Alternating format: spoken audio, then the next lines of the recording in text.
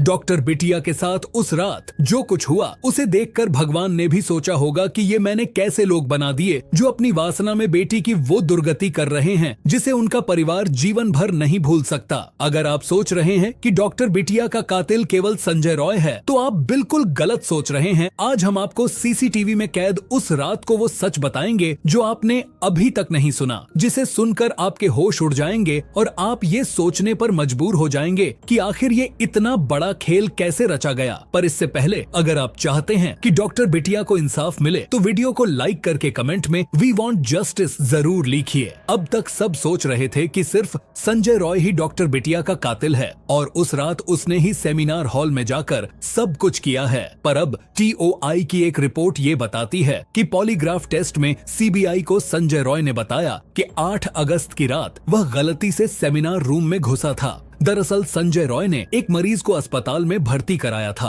और उस रात उस मरीज की हालत बहुत खराब हो गई। मरीज के परिवार ने संजय रॉय को फोन किया और उससे ऑक्सीजन की व्यवस्था करने को कहा। संजय रॉय ने कहा ठीक है, व्यवस्था हो जाएगी। उसके बाद संजय रॉय की जिस डॉक्टर से पहचान थी वो उसे अस्पताल में ढूंढने लगता है ताकि वो ऑक्सीजन की व्यवस्था कर पाए, लेकिन वो डॉक्टर उसको नहीं मिल रहे थे और फिर वो उसी डॉक्टर को ढूंढने के लिए उस रात 3rd फ्लोर पर गया और वहाँ भी उसी डॉक्टर को ढूंढता रहा, पर वो डॉक्टर वहाँ भी नहीं थे। फिर वो डॉक्टर को ढूंढता हुआ उसी 3rd फ्लोर के सेमिनार हॉल में जाता है और देखता है कि वहाँ डॉक्टर बिटिया की बॉडी पड़ी थी। उसने डॉक्टर बिटिया के शरीर को हिलाया लेकिन कोई मूवमेंट नहीं हुआ। ये सब देख संजय रॉय घबरा गया और वहाँ से भाग निकला और यही भागते वक्त किसी चीज से टकराकर वह लड़खड़ाया और उसका ब्लूटूथ डिवाइस गिर गया। संजय रॉय ने बताया कि वो डॉक्टर बिटिया को पहले से नहीं जानता था और जिस रात वो अस्पताल में आया उस रात अस्पताल के गेट पर कोई सिक्योरिटी नहीं थी और न ही किसी ने उसे रोका। और यही से ये पूरा केस एक नए मोड़ पर चला जाता है और पता लगता है कि कई लोग हैं जिन्होंने इस घिनौनी साजिश में अपने अपने हिस्से का पाप किया,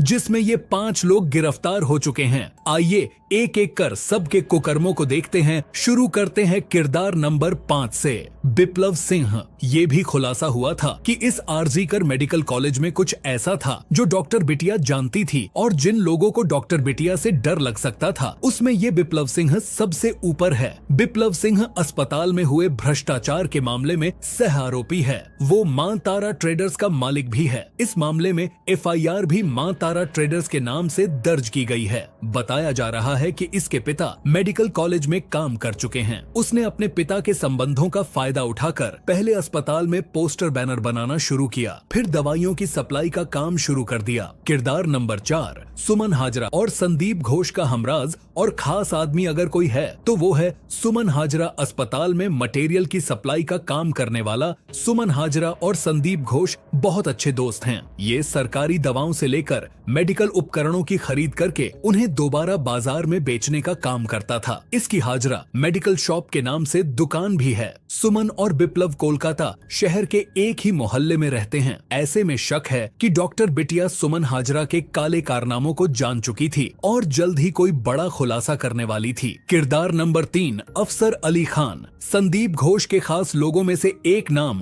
अफसर अली खान का भी है। अस्पताल के पूर्व उपाधीक्षक डॉक्टर अख्तर अली ने बताया था कि संदीप अपनी सुरक्षा में प्राइवेट सिक्योरिटी रखता था। इसमें संजय रॉय के साथ साथ कुछ अफसर भी बाउंसर का काम करते थे। ऐसे में संदीप घोष की संजय रॉय से इतनी नजदीकियां कुछ न कुछ राज छुपाए बैठी थी, इसलिए इन्हें भी गिरफ्तार कर लिया गया है। किरदार नंबर 2। संदीप घोष। संदीप घोष तो वो आदमी है जिसने लावारिस शवों को भी नहीं छोड़ा, ये उन्हें भी बाहर बेच देता था। अब संदीप घोष गिरफ्तार भी हो चुका है और न जाने कितने सच छुपाए बैठा है। डॉक्टर बिटिया की इस हालत का जिम्मेदार संदीप घोष भी है। संदीप घोष के काले कारनामों का कच्चा चिट्ठा डॉक्टर बिटिया के पास था और ऐसे में कहीं इसने ही तो कोई षड्यंत्र नहीं रचा। ये एक बद्धा सवाल है। इसी अस्पताल के पूर्व उपाधीक्षक डॉक्टर अख्तर ने वित्तीय अनियमितताओं का आरोप लगाते हुए शिकायत दर्ज कराई थी। उनके अनुसार संदीप घोष अस्पताल के सारे कॉन्ट्रैक्ट्स अपने परिवार या रिश्तेदारों को देता है ताकि उनसे मनमाना काम करा सके और बायोमेडिकल कचरे के निपटान में भी उसने चोरी की है।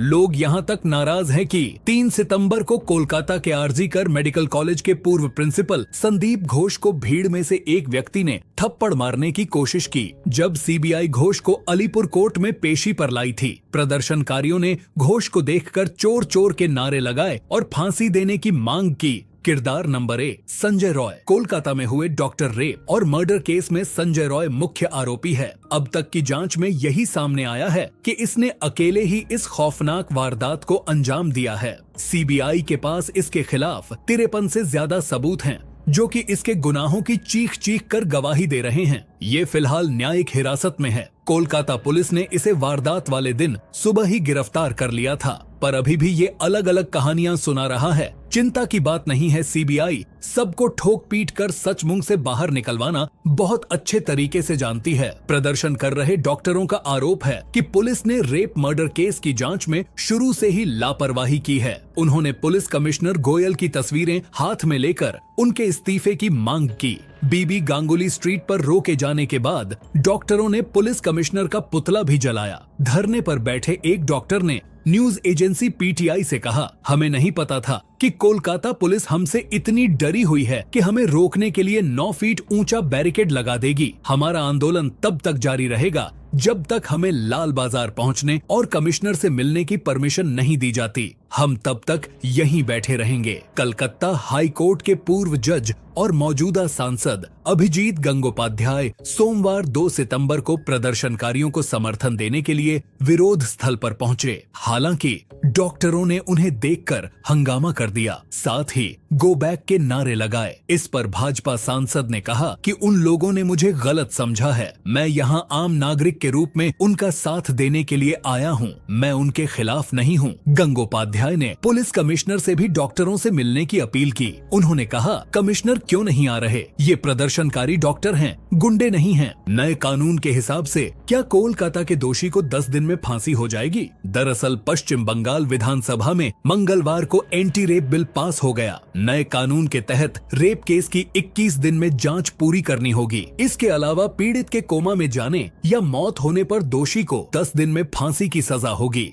भाजपा ने भी बिल का समर्थन किया है। इसे अपराजिता महिला एवं बाल विधेयक 2024 नाम दिया गया है। अब इसे राज्यपाल के पास भेजा जाएगा, उसके बाद यह राष्ट्रपति के पास जाएगा। दोनों जगह पास होने के बाद यह कानून बन जाएगा। जैसा कि संजय रॉय ने अपनी कहानी में बताया है कि वो उस रात एक डॉक्टर को ढूंढता हुआ सेमिनार हॉल में पहुंचा था, पर वहां बॉडी पहले से पड़ी थी, पर सीसीटीवी कुछ और ही बयां कर रही है। वारदात वाले दिन का सीसीटीवी फुटेज मिला है, जिसमें आरोपी संजय रॉय की घटना स्थल पर मौजूदगी साफ तौर पर नजर आ रही है। सीसीटीवी फुटेज में वह सेमिनार हॉल की तरफ जाता हुआ दिख रहा है। फुटेज में नजर आ रहा है कि संजय जब सेमिनार हॉल में घुसता है तो उसके गले में ब्लूटूथ है, जबकि जब वह वहां से बाहर निकलता है तो उसके गले में कोई ब्लूटूथ नजर नहीं आता। यह वही ब्लूटूथ है जिसे पुलिस ने घटना स्थल से बरामद किया है। ऐसा पहली बार है जब इस घटना के पुख्ता सबूत रिकॉर्ड पर मिले हैं। यह सीसीटीवी फुटेज 9 अगस्त की देर रात 3 से 4 बजे का है। इसमें संजय रॉय आरजी कर अस्पताल में नजर आ रहा है। इस सीसीटीवी फुटेज के आधार पर ही संजय को गिरफ्तार किया गया है। दोस्तों, आपको क्या लगता है डॉक्टर बिटिया का असली कातिल कौन है? कमेंट में जरूर बताइए। आपने पूरी वीडियो को देखा, आपका बहुत बहुत धन्यवाद।